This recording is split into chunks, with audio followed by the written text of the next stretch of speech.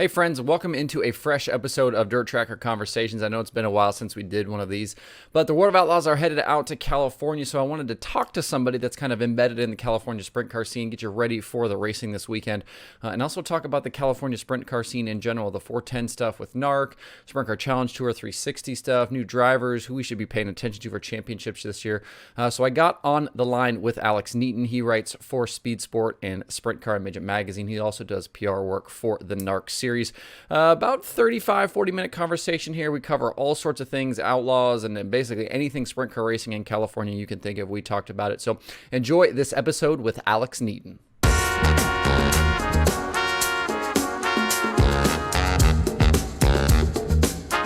Alex, you are like super tied into the sprint car scene out in California. You write for Sprint Car Midget magazine and Speed Sport. You do stuff with the NARC King of the West series. And I want to kind of start with the kind of news of that's coming up here in the next couple of days is the World of Outlaws coming to California. First springtime trip they've had to California in 2 years, and the first time they've been to the Tulare Thunderbowl in a couple of years. And I know you're going, but as a guy that's as tied into the sprint car community as you are, how excited are you? How excited is the community out there to finally get the Outlaws out, this time of year, very traditional, and to get the Outlaws to some of these racetracks? Yeah, very excited. I think the thing we're most excited about is the fact that Tulare has a pretty good forecast for this weekend. A lot of times we we get these shows rained out, but obviously, we got the Outlaws back out here in the fall last year for the first time in a while. But, these are obviously going to be some different tracks than they were at. Tulare is one of the most exciting tracks, not only in the West Coast, but in the entire country. And, in our area here, we have, I think, one of the better locals versus the Outlaws kind of rivalries, maybe only second to kind of Pennsylvania with how that gets hyped up. So, with just kind of the tire rule changing over, I've talked to some guys, that makes them a little bit more excited to face the Outlaws, since it kind of evens things out a little bit. And then, just a lot of locals, I think, hungry to battle with the best again. What are you kind of thinking in terms of car count? Obviously, the Outlaws are going to be bringing 14, 15 guys. We know, Gio Scelzi and Rico and Larson and Sunshine, but how many of those local guys do you think are going to jump in and be a part of this deal? Yeah, so I was actually talking with someone about that at Chico this past weekend, and the best we could come up with, kind of a wider range, somewhere between 25 to 35, maybe closer down to 30. Because like you said, we got a lot of those guys who, or a handful of those guys who don't necessarily fit into either the full-time Outlaw or California local that are going to be there. Like you said, Rico, Gio, Larson, it sounds like is going to be there at least one night. And then Sunshine, obviously, kind of the cool surprise that everyone's been finding out about here recently. So, and then on the local side, if you're looking for some of the entries, I know Mitchell Facento and the Tarleton team are going to be there. Dominic Scelzi will obviously be there. He pretty much owned Tulare last year for a while. Chase Johnson is going to get his 410 race season started in his 24 car. And I believe Tanner Carrick is going to be there. I'm not 100% sure about Blake Carrick, but a lot of times those two will race together. But I was talking to David Carrick, their father, last weekend at Chico, and sounds like they were planning to be there with at least Tanner because they're trying to focus a little bit more on 410 stuff this year as well. When you kind of look around this list of drivers, and we're going to probably be fairly heavy in terms of favorites at, looking at guys like Brad Sweet and Larson and stuff being there. But, when you look around that local crowd, who are those guys that you think have like a real legitimate shot of maybe a win, maybe running top 5 here in the next 2 nights? Yeah, on the local side, obviously Tulare's not a huge track, but it's bigger for most California ones, which our guys haven't necessarily always done the best at those. They typically are more favorites for those upsets at kind of the more bull ring style ones. But for Tulare, I mean, I would think on the local side, you got to look at Dominic right away. The first 6, I think it was 410 and 360 wing sprint car events last year, were won by him, including 2, I think, full night sweeps, the Peter Murphy Classic back in May. He won the 360 Kings of Thunder race and then won the NARC race as well. And then in July, we had another NARC race there that was supported with 360 sprints, and he won both of those. So I know Trophy Cup didn't go exactly how he would have wanted it.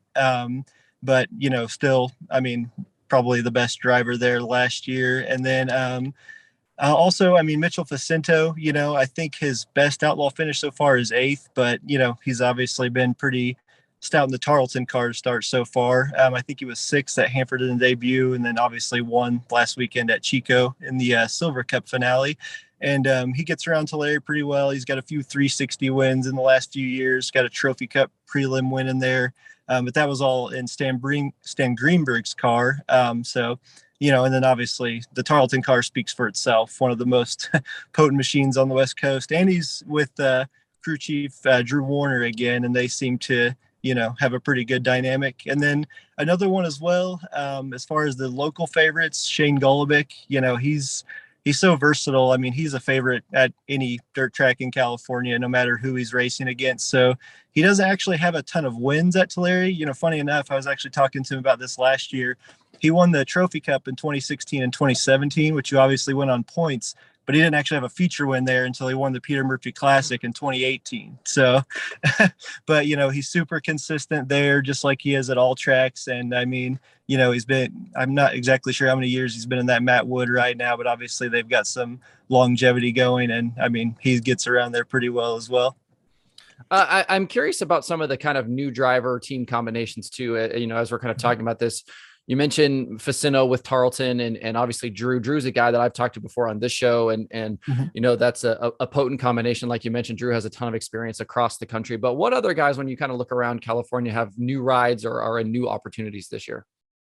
Well, so Justin Sanders is obviously a big one. Last year picked up 21 wins in a few different rides, and he has at the very end of last year when he went down to Arizona, he got in the Mitri racing machine, that number 2 that you've probably seen him in these past couple weekends. He obviously won the opening night of Silver Cup, and that's a new combination to definitely watch out for. I mean, obviously, I already picked up a win, and Justin's good at all, getting better at a lot of the bigger tracks in California and just devastating on the bull rings. He won 9 races at Ocean Speedway last year, so they're going to be a threat. Sounds like they've got a decent schedule lined up.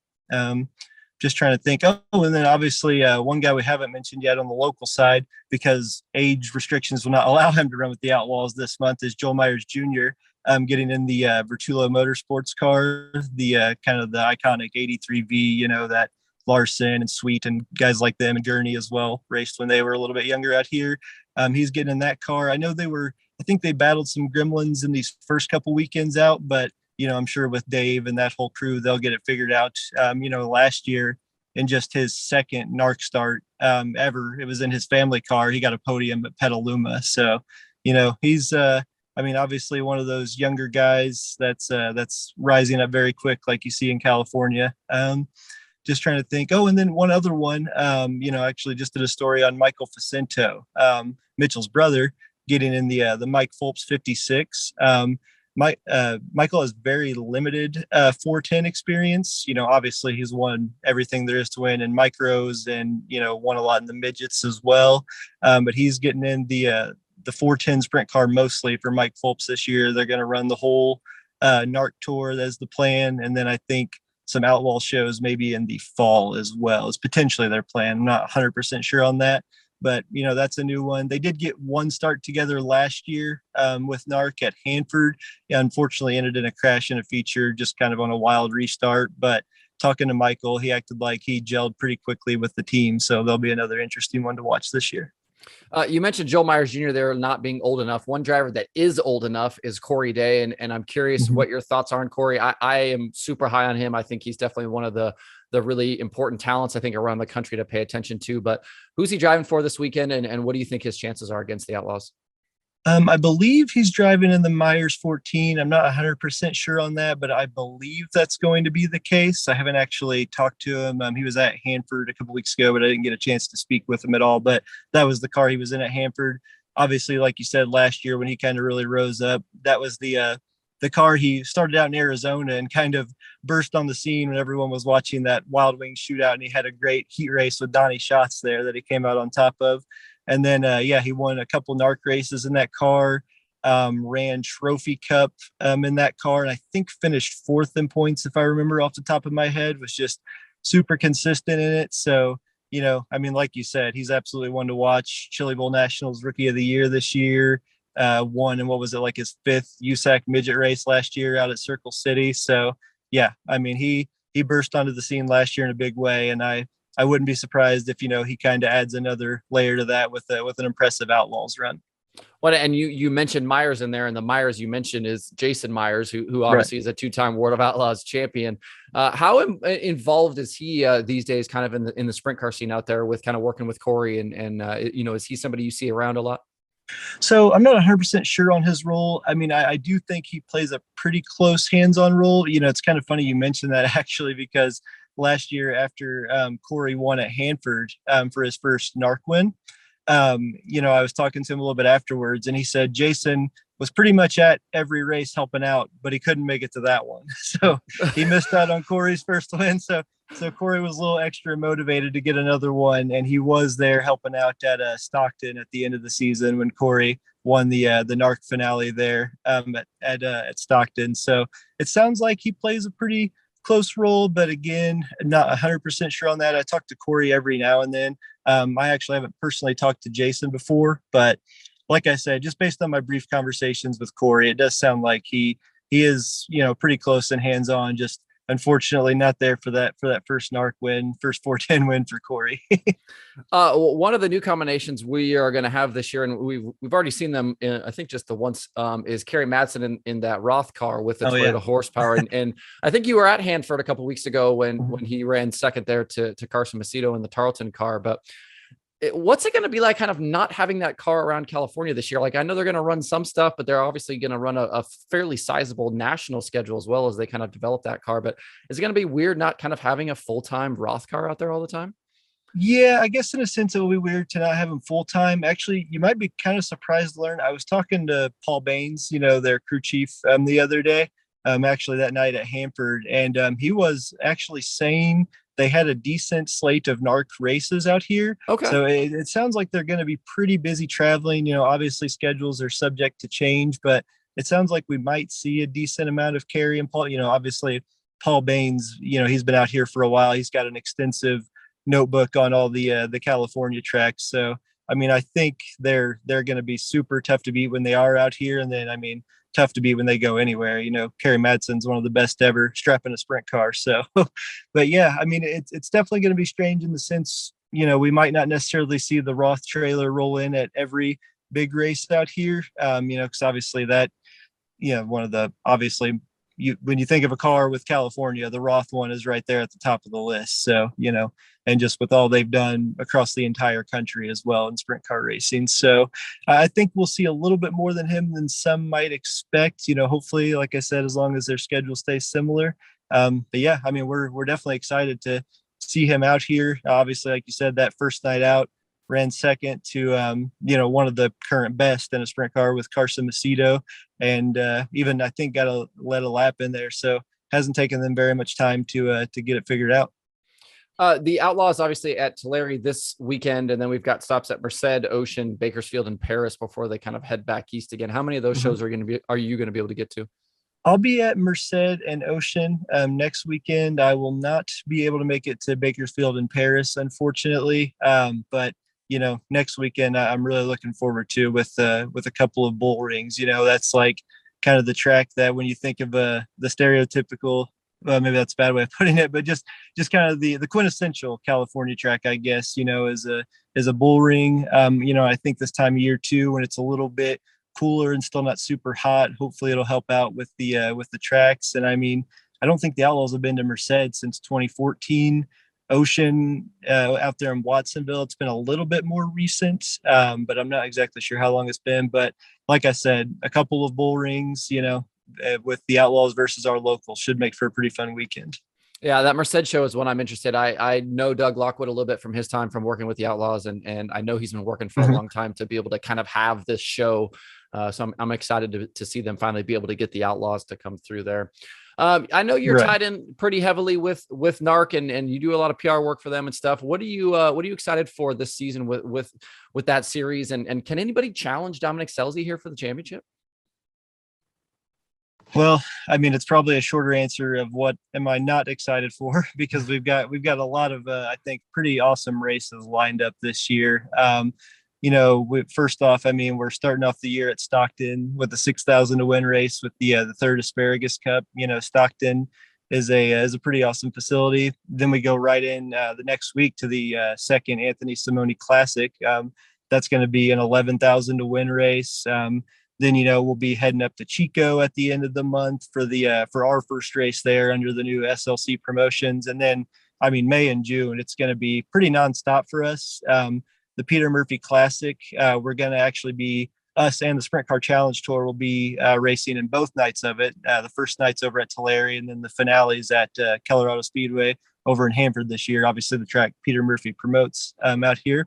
And then the next weekend we're at Petaluma, and then the following week we get to return to the northern area. Your area up there in Oregon. That first race is going to be Medford Southern Oregon Speedway over Memorial Day weekend. There, it's the fastest 4 days in motorsports. Is kind of the event we're calling it. That took place in California last year, but we're moving it up there. Will be one night at Southern Oregon Speedway, like I was saying. Then the next night we're moving up to Willamette. I think I'm pronouncing that correctly. Yep, you are. I've heard they can be critical up there if you don't. And then the final two nights there is at Grace Harbor up in Elma, Washington. And that, like I said, over Memorial Day weekend. So that last race will be the same day as the Indy 500. I think they're kind of calling it a salute to Indy as well with that in the title.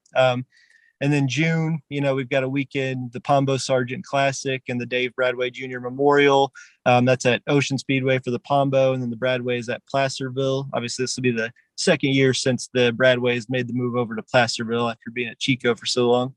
And then, then the next weekend we start heading back up north again. The Road to Dirt Cup starts at Chico, goes to quite the long haul up to Cottage Grove that next night for us. And then, we're going to be taking part, I think, in the Dirt Cup up there, 50,000. Which is a 410 event now.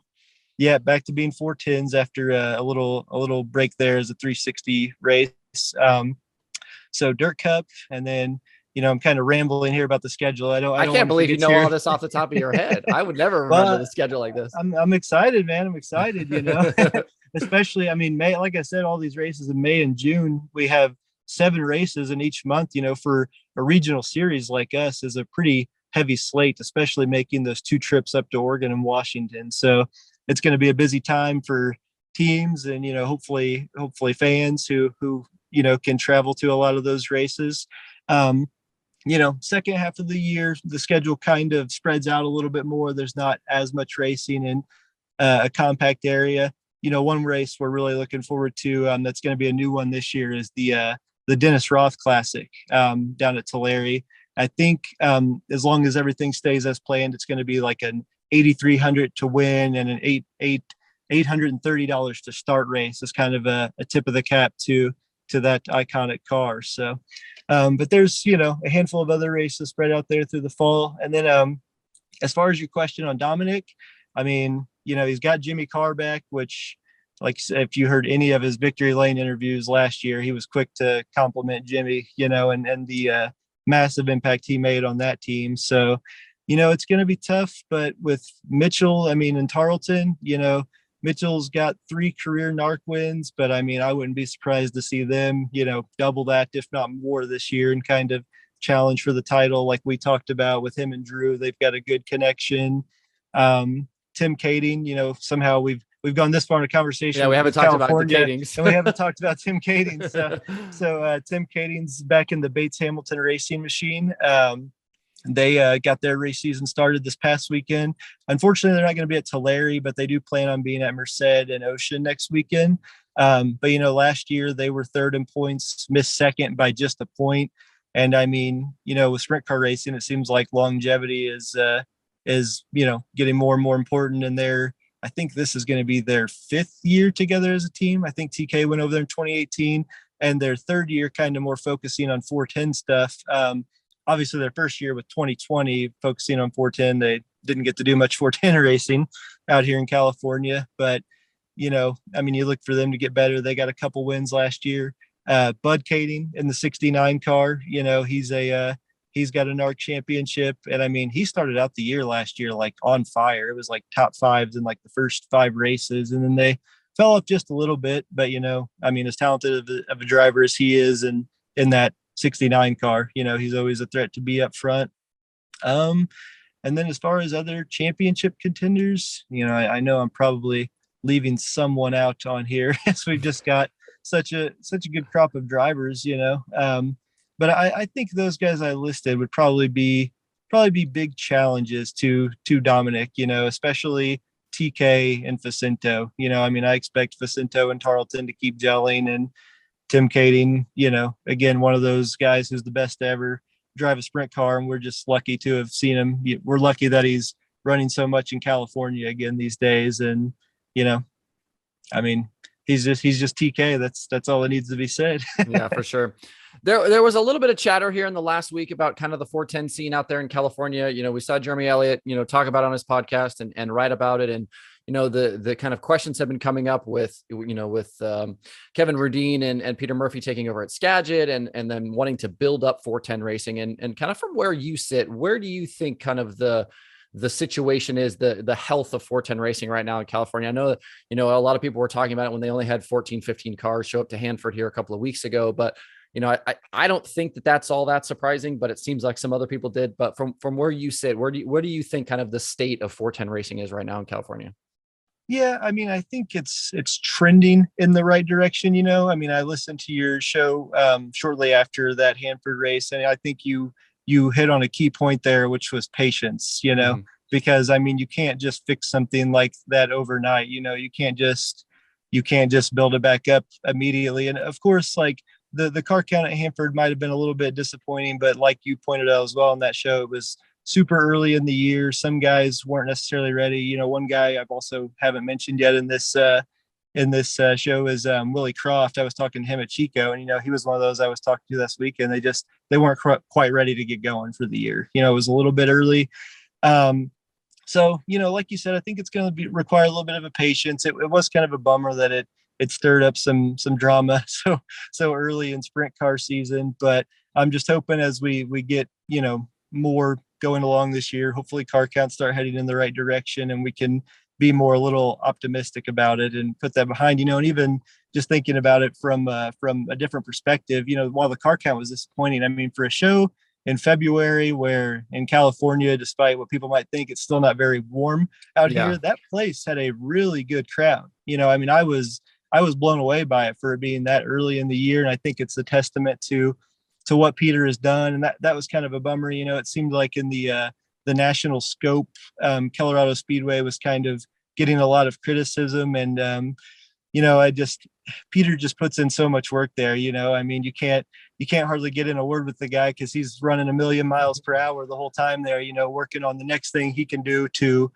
improve his facility and just kind of improve the state of 410 racing. And I think he kind of spearheads a lot of these efforts, but I think there are other guys like him, even my boss with NARC, Jim Allen, guys that want to be a genuine, a part of genuinely helping get it back to where it goes. So, I mean, like we've talked about, I think it will require a little patience. We're seeing a few more guys penciling in some more 410 races than maybe years past, like we got Justin Cox, just unfortunately he's got to wait on his 410 motors, I think, but we're going to be seeing him a little bit more. I'm not even sure that he got to run an ARC race last year. They were pretty focused on the Sprint Car Challenge Tour.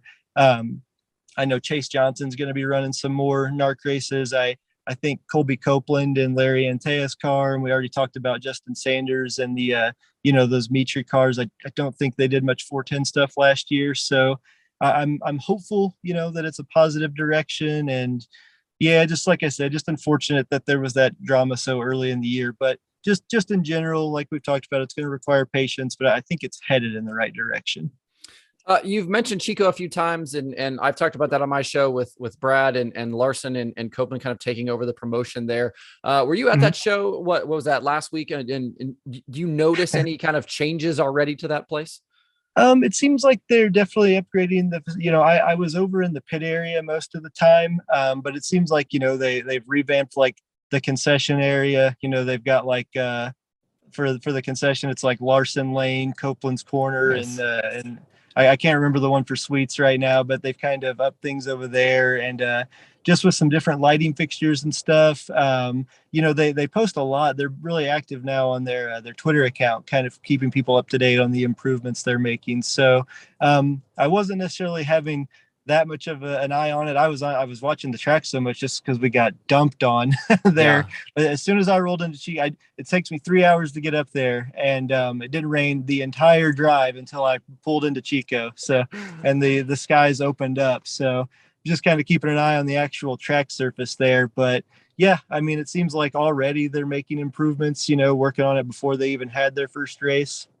And it sounds like they're going to continue to make those improvements, and then kind of seems like one of their major goals is kind of rejuvenating the Gold Cup as well. So, yeah, I mean, it seems like that place is in good hands now. I mean, Colby was there, kind of looking like I was just saying, like Peter does at Hanford, where he was, all over the place, helping out wherever he could and doing an awesome job.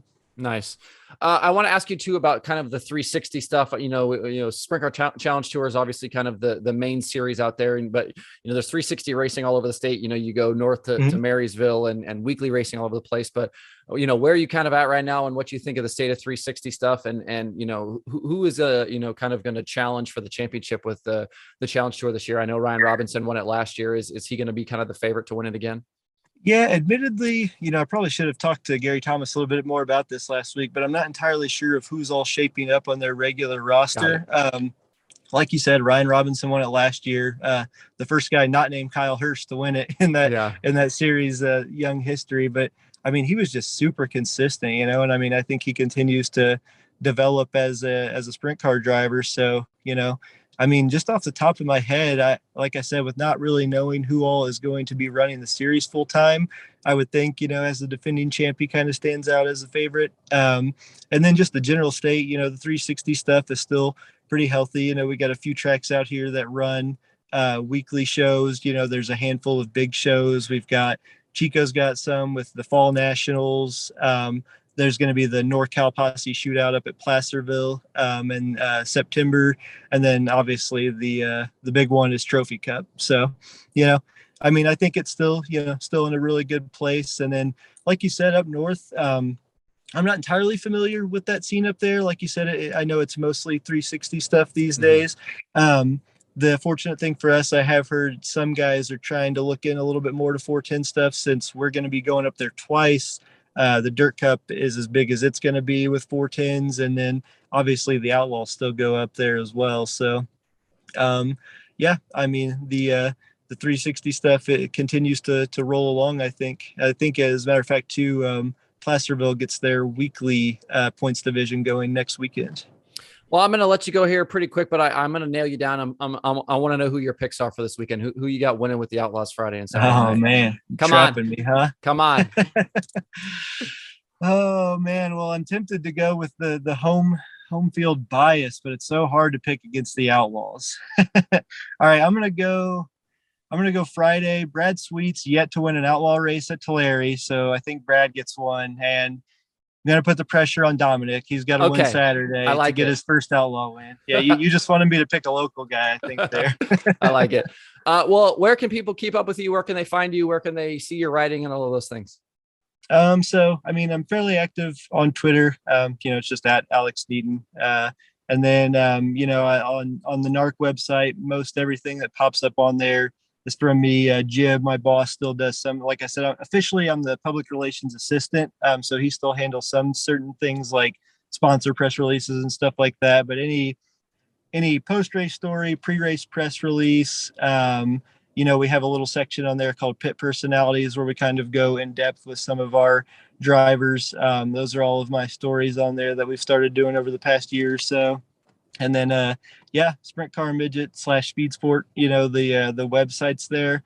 I'm trying to remain as active on there as possible to keep some eyes on us for people like you out east, who it's a little tougher to stay up and watch the racing on Flow and Dirt Vision and whatnot. So maybe a few extra stories on there will help out, some weekly content. So Yeah, those couple places. I've written a few stories for Dirt Empire magazine as well, that newer magazine that started up, I think, toward the beginning of last year or the end of the year before, something like that. Um, and yeah, those are the three main places. And then other than that, I'm just tweeting about random stats and stuff I find out. I love it. Well, Alex Nieten, thanks for the time today, dude, and enjoy the Outlaw shows this weekend. Oh, absolutely will do. Thanks, man.